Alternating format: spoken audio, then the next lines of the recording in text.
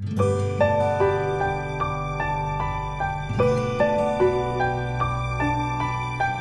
అండి, నేను Razia's healthy kitchen నుంచి. ఈరోజు మన రెసిపీ వచ్చేసి గోంగూర పచ్చడి అండి. ఇది చాలా టేస్టీగా చాలా బాగుంటుంది. ఈరోజు నేను చేసిన విధానంలో చాలా టేస్టీగా ఉంటుందండి. దీనికోసం మనం పుల్లటి గోంగూర తీసుకోవాల్సి ఉంటుంది. గోంగూరను చాలా పుల్లగా ఉన్నది తీసుకుంటేనే మనం గోంగూరతో చేసే ఏదైనా కూడా కర్రీస్ కానీ పచ్చళ్ళు కానీ చాలా టేస్టీగా ఉంటాయండి. ముందుగా మనము గోంగూరను తీసుకోవాలి. ఈరోజు మనం ఈ గోంగూరతోని పప్పు గోంగూర కూడా చేస్తున్నామండి. అది మన ఛానల్లో నేను లింక్ డిస్క్రిప్షన్లో ఇస్తాను. చాలా బాగుంటుంది నేను చేసిన పద్ధతిలో పప్పు గోంగూర కూడా. ఇలా ఈరోజు ఈ గోంగూరతో మనము పచ్చడి కూడా చేసుకోబోతున్నాము. ఈ పచ్చడికి మనము ఇలా డార్క్ కలర్లో ఉన్న ఆకు ఉన్న గోంగూరను మాత్రమే తీసుకోవాలండి. అదే టేస్టీగా ఉంటుంది. లైట్గా ఉన్నది, కాడలు తెల్లగా ఉన్నవి తీసుకుంటే ఎంత పుల్లగా ఉండవండి. ఇలా కాడలు కొంచెం ఎర్రగా ఉండి ఇలా డార్క్ కలర్లో ఉన్నవి మనం ఎప్పుడు ఎంచుకొని తీసుకోవాలండి. అప్పుడే మనం దీంతో ఏ కర్రీ చేసినా ఏ పప్పులో వేసుకున్నా కూడా చాలా టేస్టీగా చాలా బాగుంటాయి. ఈ గోంగూర పచ్చడికి మనం ముందు ఇలా ఆకులన్నీ కూడా తుంచుకొని కాడలు లేకుండా తీసుకొని పెట్టుకోవాలండి. ఇప్పుడు దీన్ని మనము ఒక 10 నిమిషాలు వాటర్లో వేసేసి ఒక 10 నిమిషాలు నాననివ్వాలండి. వాటర్లో ఇలా 10 నిమిషాలు నానిపోయిన తర్వాత దీన్ని బాగా 4 నుంచి 5 సార్లు బాగా రుద్దుతూ ఆకంతా కూడా శుభ్రంగా కడుక్కోవాలండి. అలా కడిగిన తర్వాత దీన్ని మనం ఏమి ఎండబెట్టవలసిన అవసరం లేదండి. దీన్ని జస్ట్ మనం కడిగిన వెంటనే మనం ఇలా చిన్న చిన్న ముక్కల్లా కట్ చేసుకోవాలి. ఈ ఆకంతా కూడా ఇలా కట్ చేసుకున్న గోంగూర పచ్చడి చాలా టేస్టీగా చాలా బాగుంటుందండి. ఇలా మనం ఎంత చిన్న వరకు కట్ చేయగలిగితే అంత కూడా ఇలా చిన్న చిన్నగా మనం ఇప్పుడు చూపిస్తున్న విధంగా ఇలా కట్ చేసుకోవాలండి. ఆకంతా కూడా ఇలా కట్ చేసుకొని మొత్తం ఆకంతా కూడా పక్కన పెట్టుకుందాము. ఇప్పుడు మనకి గోంగూర పచ్చడికి ఇలా ఒక 50 గ్రాముల వరకు ఎండుమిరపకాయలు తీసుకున్నానండి. ఇలా ఒక 3 టమాటాలు సరిపోతుంది. మనం తీసుకున్నది కేజీ గోంగూర వచ్చిందండి. ఆ కేజీ గోంగూరకి ఇలా ఎండుమిరపకాయలు చిన్న చిన్న ముక్కలు కట్ చేసుకోవాలి. టమాటాలు కూడా ఇలా ముక్కలు కట్ చేసుకుని పక్కన పెట్టుకుందాము. ఇప్పుడు దీంట్లోకి ఒక 2 టేబుల్ స్పూన్ల ధనియాలండి, 1 స్పూను ఆవాలు, 1 స్పూను జీలకర్ర, ఇవన్నిటిని ఇలా పక్కన పెట్టుకుందాము. ఇప్పుడు స్టవ్ పై కడాయి పెట్టుకొని దీంట్లోకి ఆవాలు, ఇంకా ధనియాలు, జీలకర్ర ఇలా ఈ మూడింటిని కూడా ఈ ప్యాన్లోకి వేసుకొని ఇలా మొత్తం అన్నీ కూడా ఒక 15 సెకండ్స్ వరకు దీన్ని రోస్ట్ చేసుకోవాలండి. ఇలా ఒక 15 సెకండ్స్ రోస్ట్ అయిన తర్వాత ఇప్పుడు ఇందులోకి ఎండుమిర్చి కూడా వేసేసుకొని మరో 15 సెకండ్స్ వరకు దీన్ని రోస్ట్ చేసుకుందాము. కొంచెం ఇలాగ క్రిస్పీగా అయ్యి రోస్ట్ అయ్యే వరకు రోస్ట్ చేసుకుంటే సరిపోతుంది. గోంగూర పచ్చళ్ళలోకి ఇలా రోస్ట్ చేసుకొని మిక్సీ పట్టుకొని వేసుకుంటే అసలు చాలా టేస్టీగా చాలా బాగుంటుందండి. దీనికోసం మనం తాలింపులు ఏమి వేయము. ఇలా ఒక స్టవ్ పై ఒక డేక్షా పెట్టుకొని ఇందులోకి ఒక 250 ml వరకు ఆయిల్ వేసుకొని మనం కట్ చేసి పెట్టుకున్న గోంగూర అంతా కూడా ఇందులోకి వేసుకొని దీన్ని ఇప్పుడు బాగా ఫ్రై చేసుకుందామండి.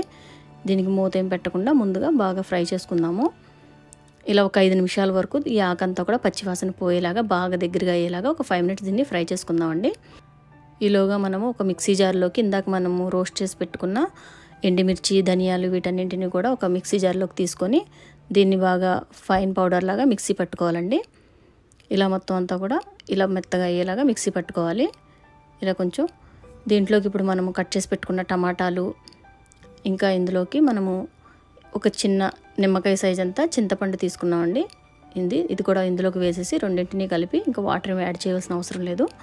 ఇలా మొత్తం అంతా కూడా మెత్తగా మిక్సీ పట్టుకోవాలి. ఇలా మొత్తం అంతా మిక్సీ పెట్టుకొని పక్కన పెట్టుకోవాలండి. ఇప్పుడు మన గోంగూర కూడా ఈ స్టేజ్లోకి వచ్చేసింది. ఇక 5 మినిట్స్కి ఇలా దగ్గరగా అయిపోతుందండి. పచ్చివాసన అది పోయి ఇప్పుడు దీన్ని ఒక బాగా ఇలా మిక్స్ చేసుకొని ఒక 2 నిమిషాలు మూత పెట్టి దీన్ని కుక్ చేసుకుందామండి. ఈలోగా మనం కొన్ని ఆనియన్స్ తీసుకొని ఇలా చిన్న చిన్న ముక్కల్లా కట్ చేసి పక్కన పెట్టుకుందాము. ఇప్పుడు ఇది 2 మినిట్స్ తర్వాత ఈ గోంగూర ఇలా బాగా దగ్గరగా అయిపోతుందండి. పచ్చివాసన అది పోయి ఇప్పుడు ఇందులోకి మనం ఆల్రెడీ పేస్ట్ చేసి పెట్టుకున్న ఈ ఎండుమిర్చి ఈ పేస్ట్ని ఇందులోకి మొత్తం అంతా వేసుకొని దీన్ని బాగా మిక్స్ చేసుకోవాలండి. ఇప్పుడు ఇలా ఈ పేస్ట్ వేసిన తర్వాత దీన్ని ఇంకొక 3 నిమిషాల వరకు దీన్ని బాగా ఇలా దగ్గరగా చేసుకోవాలి. ఇదంతా కూడా బాగా దగ్గరగా అవుతూ ఉండాలండి. చిన్న మంట మీద పెట్టుకుంటూ మంటని హైలో పెట్టుకుంటూ పెంచుకుంటూ చేసుకోవాలి. ఇప్పుడు ఇందులోకి గోంగూరలోకి నేను 2 స్పూన్స్ ఫుల్గా ఇలా సాల్ట్ వేసుకున్నానండి. మీరు టేస్ట్ చూసి వేసుకోండి. గోంగూర పుల్లగా ఉంటుంది కాబట్టి కొంచెం సాల్ట్ ఎక్కువగానే పడుతుందండి.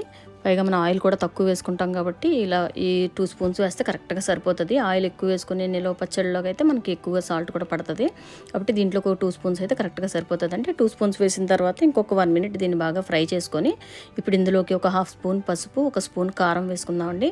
ఇలా వేసిన తర్వాత మళ్ళీ దీన్ని ఇంకొక నిమిషం బాగా దీన్ని మిక్స్ చేసుకుంటూ కలుపుకోవాలండి. ఇలాగా మిక్స్ చేస్తూ దీన్ని దగ్గరగా అయ్యేలా మళ్ళీ ఇంకొక నిమిషం దీన్ని ఇలాగే ఫ్రై చేసుకుందాము.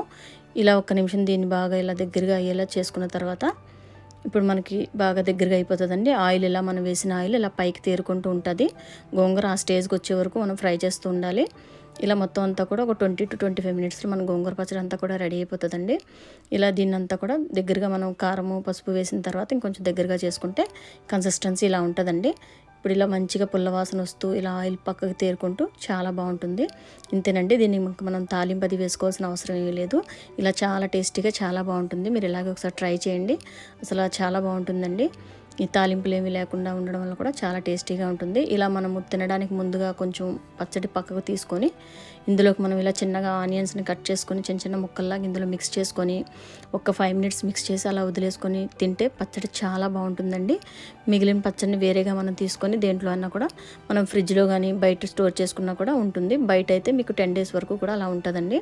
అదే ఫ్రిడ్జ్లో పెట్టుకుంటే 2 months వరకు కూడా మీకు ఈ పచ్చడి చాలా బాగా అలా ఉంటుంది. ఫ్రెష్గాను న్యాచురల్గా మనం ఎప్పటికప్పుడు మరీ ఎక్కువ లాంగ్ పీరియడ్ నిల్వ ఉంచుకోకుండా ఇలా ఎప్పటికప్పుడు పెట్టుకుని చేసుకొని తిన్నా 2 months వరకు కూడా ఫ్రిడ్జ్లో నిల్వ ఉంటుందండి. చాలా టేస్టీగా ఉంటుంది పచ్చడి.